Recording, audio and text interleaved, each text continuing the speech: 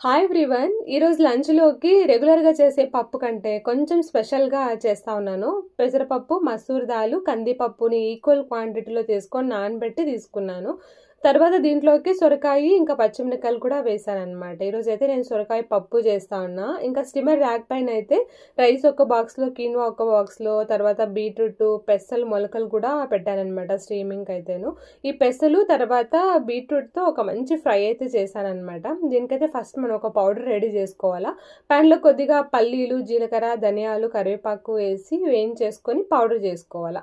ఇంకా ఫ్రై కోసం అయితే ప్యాన్‌లో కొద్దిగా కోకోనట్ ఆయిల్, ఆవాలు, జీలకర్ర, ఆనియన్, పచ్చిమిరపకాయలు వేసి పోపు వేగిన తర్వాత స్టీమ్ చేసుకుంటే బీట్రూట్, పెసలు, ఫైనల్‌గా కొంచెం పచ్చి కొబ్బరి తురుము వేసేసుకుంటే ఫ్రై రెడీ అయిపోతుంది. ఇంకా పప్పు కూడా ఉడికేసింది కదా, దీన్ని మెదిపేసి ఇంకా పోపు పెట్టేసాననమాట.